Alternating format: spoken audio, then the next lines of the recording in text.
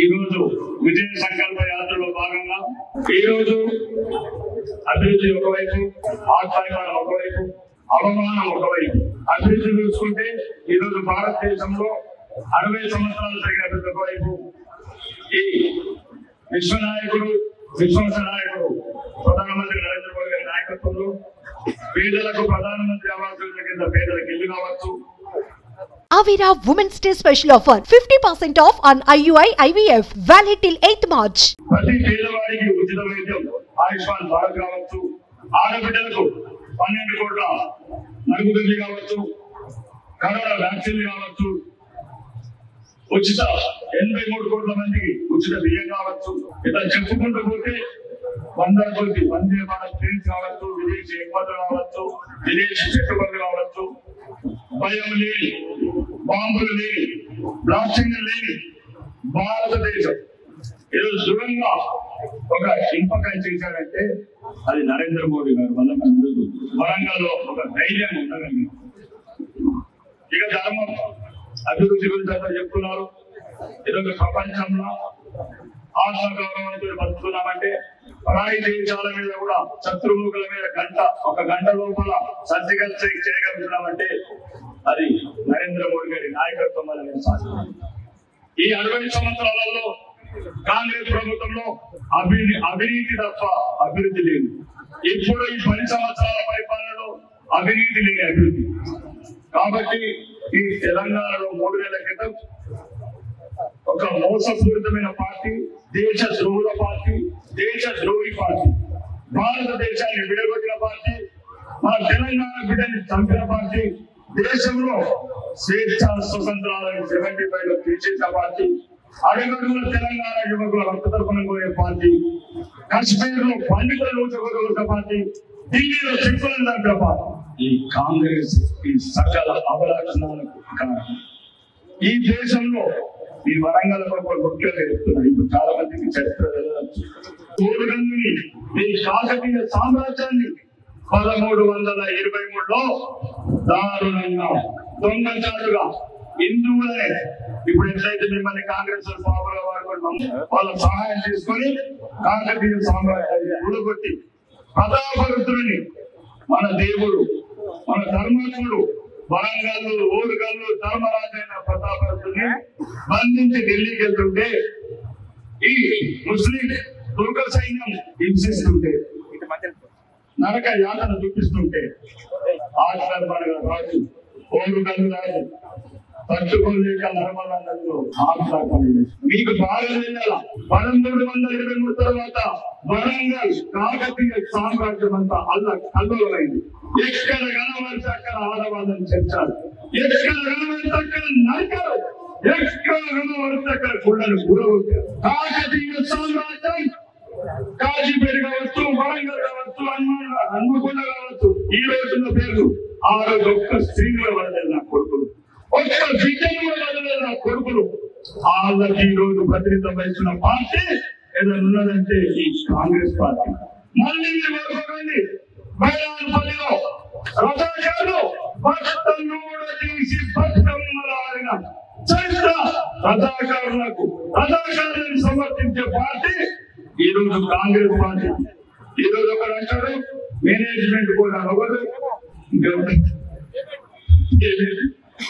కూడా ఒకరు, కేటీఆర్ ఏమో మేనేజ్మెంట్ కూడా, పేమెంట్ కూడా రేవంత్ రెడ్డి. ఇది చూడాలి, ధర్మం కోట 3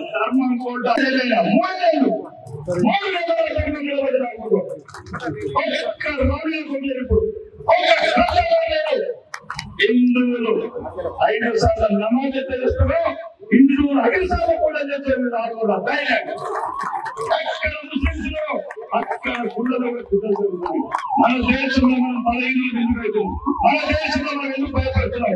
నిన్న నా కొడుకులు సందేశంలో సహచారైన నా కొడుకు హిందువుల అమ్మాయిని ఏ అందమైన అమ్మాయినా ఇంకా తీసుకెళ్లి తృణమూల్ కాంగ్రెస్ ఆఫీసులలో అత్యాచారాలు చేసుకుంటా, ఇంటి పక్క బిడ్డలు అత్యాచారం చేస్తే వృద్ధమైన ఈ జీవితంలో హిందువుల పాలిట పరమశత్రువైన మమతా బెనర్జీ ఈ రోజు హైకోర్టు ఆదేశాల వల్ల అరెస్ట్ చేశారు. రేపు సందేశ్ వాలి కాజీపేటకి వస్తుంది, కాజీపేట నుంచి హన్మకొండకు వస్తుంది, హన్మకొండ నుంచి వరంగల్కి వస్తుంది. ముస్లిం అన్నాడు, భార్య పిల్లలు అన్నాడు, బంగాళ ముందు అన్నాడు, సమ్మక్క సారలమ్మ సాక్షి అన్నాడు. ఎవరో ఒక్కరిని రాకపోతే హిందూ బిడ్డ గురించి లేదా చావదొచ్చిందా, చాత కావట్లేదా, రేవంత్ రెడ్డి గారికి అసలు హిందూ అంటే కావట్లేదా? మరి ఒకవేళ అదే ఎస్పీ ఎస్ఐ హిందూ అధికారి ముస్లిం దిప్పు గుండం చేసేవాళ్ళు, అగ్ని గుండం చేసేవాళ్ళు, రోగానికి హాస్యవాళ్ళు. కాబట్టి ప్రమాదం దగ్గరలో ఉంది. మనము మన దేశంలో బతకాలంటే, మన వరంగల్లో బతకాలంటే, ముఖ్యంగా మీ వరంగల్ మాత్రం చెప్తున్నాం, 20-30 ఏళ్ళతో ముందుగా ఉన్నాము. మీ సంఖ్యలో బిడ్డలు బతుకమ్మ రావాలి, మీ బిడ్డల మీద చదువుకోవాలా, ఆ పొట్టు ఆ కట్టు ఆ మెత్తే ఉండాలంటే ధర్మం ఉండాలి. ఉండే ఇల్లు మనమే లేదు, ధర్మమే లేదు అనుకున్నప్పుడు ఇవన్నీ అడుగుతారు. శ్రీతిర్మల అదేమైతే మన రైమాన్ తిరుమల అవుతుంది, రైమాన్ ఐస్ క్రీమ్ అవుతుంది, రావులు ఐస్ క్రీమ్ అవుతుంది, రావులు ఐస్ క్రీమ్ అవుతుంది. ఎక్కువ పోతారు, ఏడబడతారు.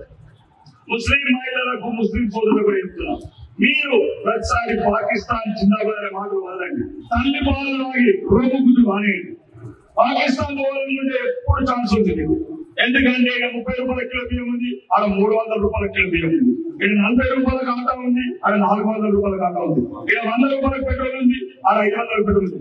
ఎప్పుడు పోవాలన్నప్పుడు పోవచ్చు పాకిస్తాన్. మన దేశంలో ఉన్నప్పుడు అందరం ఒకటి ఉన్నాం. మీరు ఒకసారి మర్చిపోతున్నారు, ఔరంగజేబ్ టైంలో 26 లక్షల మంది హిందువులను చంపారు. ఇవన్నీ చదివి పిల్లలకు చెప్పండి, యూట్యూబ్ లో చూడండి, చరిత్రను చదవండి. నేను చెప్పింది రాజకీయ కాదు, రేవంత్ రెడ్డి గారికి అబద్ధాలు ఆడడం కాదు, రుణమాఫీ 40,000 కోట్ల అవకాశం కాదు, 2,500 ఆడబిడ్డలకి ఇస్తున్న అబద్ధమైన కాదు. నేను చెప్పేది చరిత్రలు లెక్కించింది. 1798లో తైమూర్ అనేవాడు ఢిల్లీలో ఇంటికి ఒక ఇల్లు ఉందంటాడు, ఇంటికి ఒక ఇల్లు ఉందంటాడు. ఎప్పుడు ఐకమత్యం లేదో అప్పుడు స్వస్థనే ఉంది. మనం ఎప్పుడైతే ఐకమత్యం లేవో అప్పుడప్పుడు స్వస్థనే. ఇప్పుడు ప్రజాస్వామ్యంలో మనకున్నది ఒకే ఒకటి, మేమైతే మమ్మల్ని చంపే కాంగ్రెస్ కొట్టేటట్టు. దేశమే లేనప్పుడు వరంగల్ ఎక్కడికి వెళ్తారు, ధర్మమే లేనప్పుడు వెయ్యి స్తంభాల గురి ఉంటుంది, వెయ్యి స్తంభాలకు గురిపోయి కాదు కూలగొట్టిండ్రు అని చేసి ఇప్పుడు నిర్మిస్తారు. 60 సంవత్సరాల కాంగ్రెస్ ఏం చేసి నందిని పగలబడడానికి దేశ వ్యాప్తంగా ధర్మాన్ని హింసిస్తూనే ఉంటారు. నేనేమంటున్నానంటే మనకు ముస్లిం సోదరుల దగ్గర వాడి భక్తుడు భక్తుడు, నువ్వు ఎప్పుడైతే బలంగా ఉంటావో దగ్గరికి రాదు, నువ్వు ఎప్పుడైతే బలహీన పడతావో అంత అది నీకు కావాలంటే చరిత్ర చెప్తావు. విజయనగరం రైతుల గురించి కావచ్చు, లక్షల కొద్ది కోట్ల మంది ఎట్లంటే మీకు 1947 జవహర్లాల్ నెహ్రూ గారు మాజీ ప్రధాని స్వార్థం గురించి ఒకే రోజు 2,50,000 మంది ఆడబిడ్డ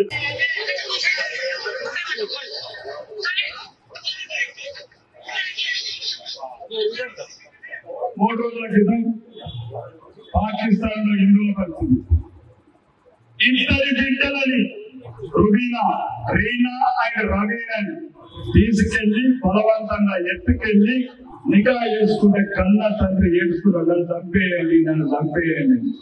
రేపు వరంగల్ రోడ్ల ఈ హన్మకొండ చౌరస్తాల మీ పరిస్థితి ఇట్లా కాకపోతే ఇది నేను చెప్తలేను.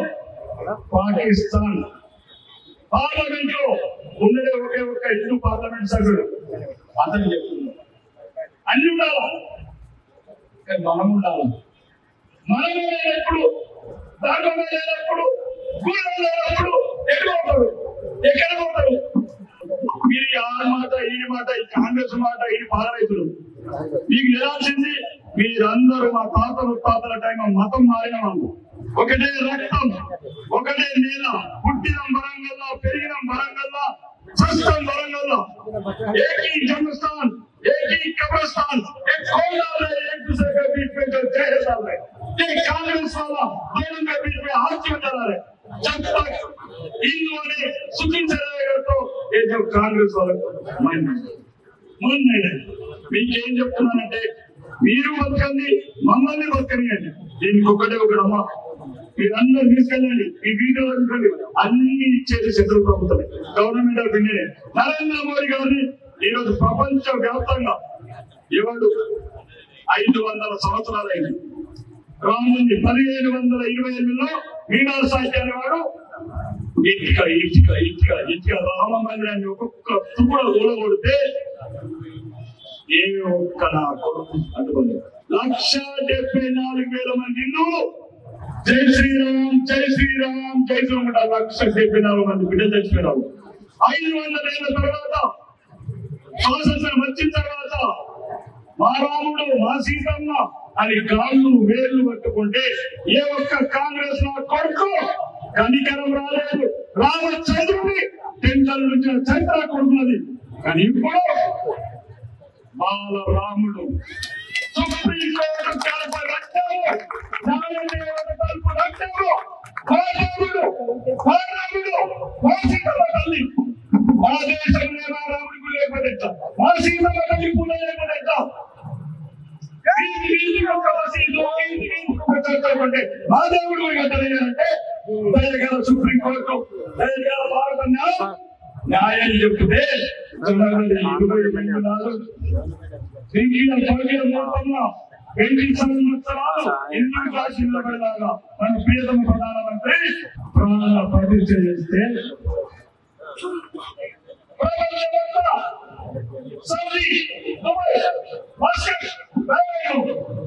అరబ్బోళ్ళు కూడా రామ రామ రామ జై శ్రీరామ్ అని పాఠం మారుతుంటే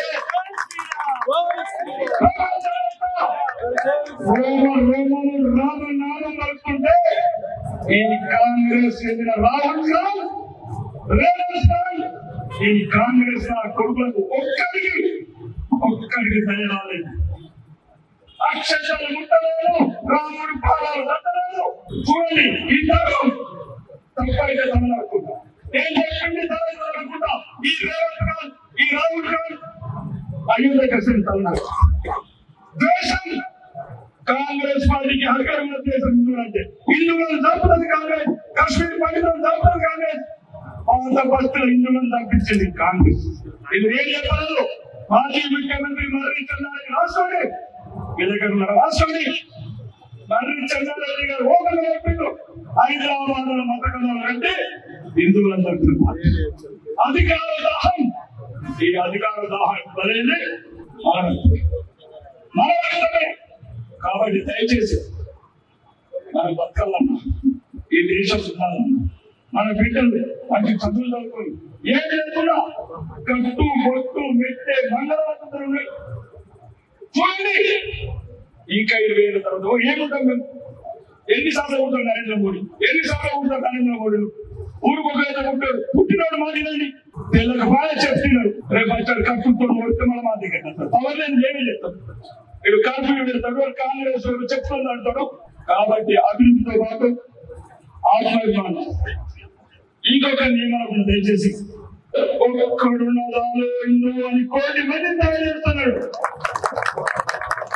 పాకిస్తాన్ లో 21% ఉండే హిందువులు 1% ఖర్చు చూస్తే చేస్తారు. ఆ 1% బిడ్డలకు కూడా కరెంట్ షాక్ పెడుతుంది. జై శ్రీరామ్ అంటే అల్లాహ్ అక్బర్ అన్నాడు. మనం ఎవరు అనట్లేదు. అల్లాహ్ అక్బర్ అన్నాడు, జై శ్రీరామ్ అంటే చెప్పండి. ఒక్కడన్నా ఎక్కడన్నా మసీదులో మందిరాలు కట్టమా? చెప్పండి. ఎక్కడన్నా ప్రపంచంలో ఎవరన్నా కాంగ్రెస్ చెప్పండి ఒక్క మసీదులో మందిరంగా చెప్తున్నారా? మసీదు చెప్పండి మీకుందిరా? ఎందుకు ప్రజల మధ్యన లేని కూడా సృష్టించి కాంగ్రెస్ ఒకరే కాదు.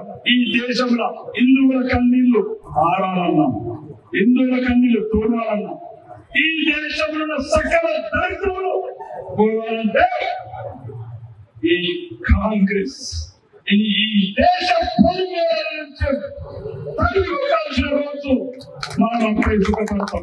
తగ్గిపోయినటువంటి కళ్ళను కండలు ఓటేది భవిష్యత్తు, ఓటేది గౌరవం, ఓటేది అభివృద్ధి, ఓటేది అభిమానం. ముస్లింలకు చెప్తున్నాం. ఈ రోజు భారతదేశంలో ఆయుష్మాన్ భారత్ అందరికీ వాడుతారు ముస్లింస్. ఉచిత బియ్యం వాడుకున్నారు అందరికీ ముస్లింస్. తప్పలేదు, మనమంతా ఒకటి. మీరు మా సంతానం, మా బంధువులు, కానీ మిమ్మల్ని ఆ కాంగ్రెస్ ప్రేరిస్తున్నారు. ఈ భారతదేశంలో పేదరికం నరేంద్ర మోడీ కానీ భారతీయ జనతా పార్టీ కానీ దేశం ఒక్కటి, మనిషి ఒక్కటి, రక్తం ఒక్కటి అన్న పార్టీ మాది. కాబట్టి ముస్లిం సోదరులు కావచ్చు, సోదరులు కావచ్చు, ఈ రోజు త్రిపుల్ సలాహాల ఎంత ధైర్యం ఉంటున్నారు, ఎంత ఆత్మపరంగా ఉంటారు, ఎంత ఆత్మవిశ్వాసం. కాబట్టి జరిగే పార్లమెంట్ ఎన్నికల్లో మీకు ఇష్టదైవాన్ని బట్టి ఒక్కసారి పోలింగ్ బూత్ని అయోధ్య రామాలయం అనుకోండి, పోలింగ్ బూత్ని అయోధ్య రామాలయం అనుకోండి, మీకు ఇష్టదైవం చర్చ అనుకోండి, మీకు ఇష్టమైన అల్లా గారు మీకు ఆ రోజు పోలింగ్ రోజు మీ ఆట మీద చేసుకొని ఈరోజు భారతదేశం బలంగా ఉండాలంటే మూడోసారి నరేంద్ర మోడీ గారు మళ్ళీ ప్రధానమంత్రి కావాల్సిన అవసరం ఉంది.